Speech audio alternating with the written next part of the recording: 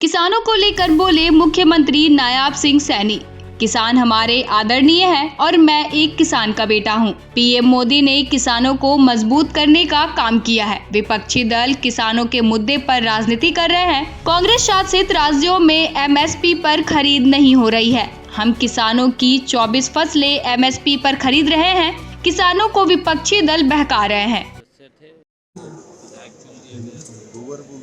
देश के यशस्वी प्रधानमंत्री आदरणीय नरेंद्र मोदी जी, भारतीय जनता पार्टी के राष्ट्रीय अध्यक्ष प्रकाश नड्डा जी और हमारे भारत के गृह मंत्री आदरणीय अमित शाह जी, तमाम उच्च लीडरशिप आदरणीय मनोहर लाल जी, उनका हम दिल से धन्यवाद करते हैं कि उन्होंने हमें हमारी पार्टी की बहुत ही सीनियर और बहुत ही पुरानी, जिन्होंने नीचे ग्रास रूट लेवल से भारतीय जनता पार्टी को लंबे समय से मजबूत करने का काम किया है।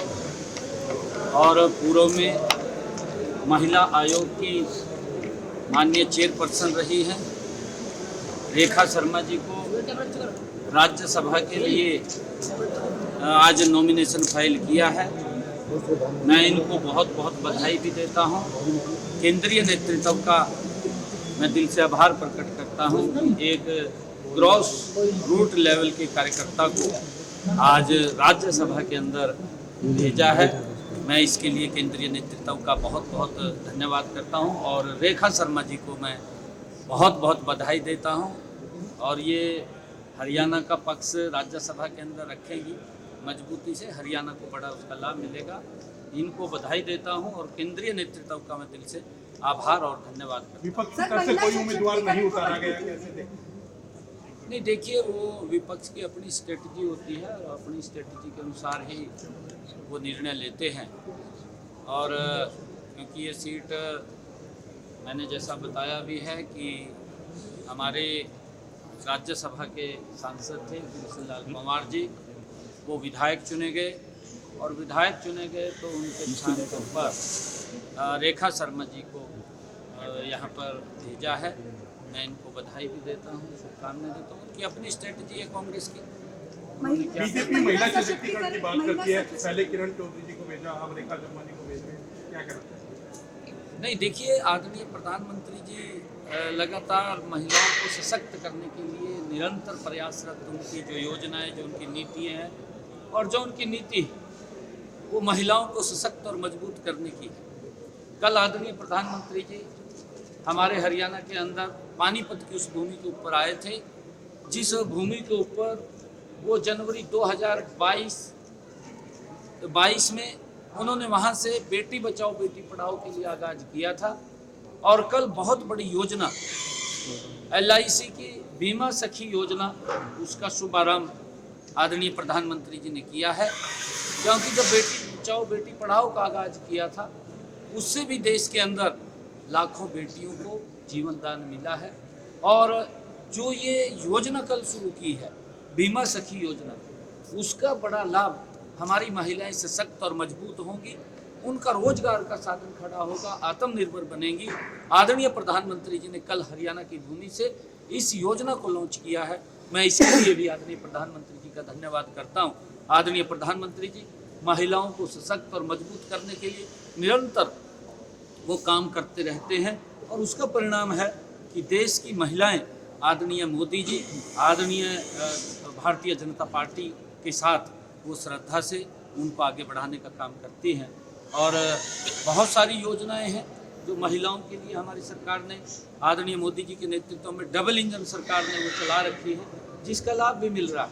चाहे सेल्फ हेल्प ग्रुप की हमारी बहनें हैं और चाहे ड्रोन दीदी है और चाहे हमारी महिला उद्यमी है, विभिन्न योजनाओं के माध्यम से महिलाओं को सशक्त करना ये हमारी सरकार निरंतर कर रही है।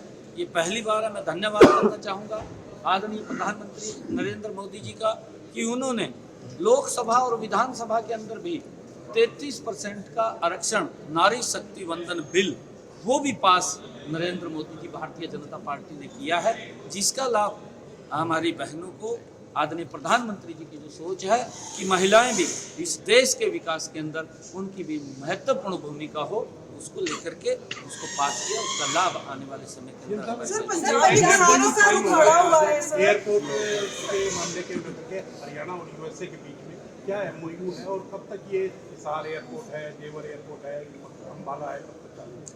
जल्दी ही, क्योंकि लगभग वो फाइनल टच में है, उसकी कुछ 1-2 एनओसी वो रह गई है, वो जल्दी ही शीघ्र ही आ जाएगी, क्योंकि एक इंस्ट्रूमेंट की आवश्यकता थी।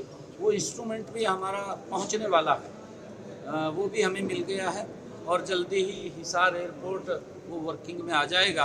आदरणीय प्रधानमंत्री जी का जो ही हमें समय मिलेगा उसके बाद उसको हम चालू करेंगे। और इसका बड़ा लाभ जो महाराजा अग्रसेन एयरपोर्ट हवाई अड्डा जो हिसार के अंदर बन रहा है, उसका लाभ पूरे हमारे इधर पंजाब के लोगों को भी मिलेगा, राजस्थान के लोगों को भी मिलेगा, हमारे हरियाणा के लोगों को तो मिलेगा ही।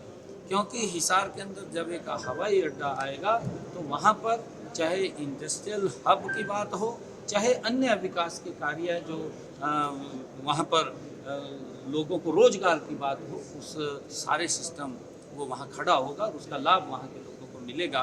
और जल्दी ही, क्योंकि हिसार जो महाराजा अग्रसेन हवाई अड्डा हिसार के अंदर है, उसकी सारी फॉर्मेलिटीज हमने पूरी कर ली है, लगभग फाइनल दिशा के अंदर है और जल्दी ही उसका सर, पंजाब के किसानों से कोई अपील करना चाहेंगे, क्योंकि अभी भी वो जाना चाहते हैं, क्योंकि और उनका कहना है कि हरियाणा सरकार हमारे साथ बर्ताव अच्छा नहीं कर रही है, हमें दिल्ली जाना। नहीं, ऐसा नहीं है, ऐसा नहीं है। किसान हमारे आदरणीय हैं और हम किसानों, मैं किसान का खुद बेटा हूँ और मैं एक छोटे किसान का बेटा हूँ, गरीब किसान का बेटा हूँ। मुझे मालूम है कि किसान की क्या क्या समस्याएं हैं, क्या क्या दिक्कतें हैं। मैं धन्यवाद देना चाहूँगा देश के यशस्वी प्रधानमंत्री आदरणीय नरेंद्र मोदी जी को, जिन्होंने पिछले 10 वर्षों में किसान की मजबूती के लिए अगाध काम किए। मजबूती से किसान को सशक्त करने का काम अगर 10 वर्षों के अंदर हुआ है तो नरेंद्र मोदी जी के कालखंड के अंदर हुआ है। क्योंकि अन्य विपक्षी दल, चाहे कांग्रेस है, चाहे कोई अन्य दल है, अभी भी वो लोग इस किसान के नाम के ऊपर इसके अंदर राजनीति ढूंढ रहे हैं। ये दुर्भाग्यपूर्ण है, राजनीति नहीं होनी चाहिए। हमने कहा भी है, कांग्रेस को भी हम बोलते हैं, हमने हरियाणा के अंदर किसान की 100% फसल एमएसपी पर खरीदने का काम किया है। लगातार नरेंद्र मोदी जी देश के किसानों को एमएसपी लगातार बढ़ा करके देने का काम कर रहे हैं हर वर्ष। कांग्रेस ने पिछले दिनों में इस प्रकार का दुष्प्रचार किया कि एमएसपी बंद हो जाएगा। एमएसपी बंद नहीं हो रहा है, कांग्रेस की दुकानदारी बंद हो रही है। और जब कांग्रेस की दुकानदारी बंद हो रही है तो फिर कुछ ना कुछ पीड़ा होती है, और पीड़ा होती है तो इस प्रकार का दुष्प्रचार होता है। मैं कांग्रेस के नेताओं को कहना चाहूँगा, अगर आपको किसान की इतनी चिंता है, राहुल बाबा को भी कहना चाहूँगा, आप हिमाचल प्रदेश में कांग्रेस की सरकार है, हम हरियाणा में 100% एमएसपी पर किसान की फसल खरीद रहे हैं। नरेंद्र मोदी जी लगातार एमएसपी बढ़ा करके देने का काम कर रहे हैं, एक भी फसल नहीं छोड़ रहे हैं। राहुल बाबा, आप भी हिमाचल के अपनी सरकार के अंदर कहिए कि वहाँ के किसानों को 100% उसकी फसल को एमएसपी पर खरीदे। कर्नाटक के अंदर कहे, कर्नाटक में कांग्रेस की सरकार है, क्यों नहीं बोल रहे हैं? अपनी किसान सरकार की तरफ ताला लग जाता है, वहां पर जाकर के बोलना चाहिए। अपनी सरकार है, राहुल बाबा को कहना चाहिए, राजनीति नहीं करनी चाहिए कि वहां के कर्नाटक के किसान की फसल को 100% एमएसपी पर खरीदे। तेलंगाना के किसान को वहां की सरकार को बोलना चाहिए, राहुल बाबा को। और मैं केजरीवाल साहब को भी ये बात कहना चाहूँगा कि राजनीति को बंद करें। आपकी राजनीति जो भ्रष्टाचार की राजनीति है और जो आपकी लॉलीपॉप की राजनीति है, उसको पूरा देश जान चुका है, कांग्रेस को भी और आम आदमी को। आप पंजाब के किसानों को ये आश्वस्त करिए, उनको आश्वासन दीजिए कि आपकी फसल 100% एमएसपी पर खरीदने का काम पंजाब सरकार करेगी। क्यों नहीं बोलते हैं? पहले अपने गिरे भाव में जा करके देखें, फिर दूसरे के ऊपर उंगली उठाने का काम करें। ये करना चाहिए केजरीवाल साहब को, राजनीति नहीं करनी चाहिए इसके। किसान हमारे आदरणीय है, मैं किसान का बेटा हूं, मुझे मालूम है।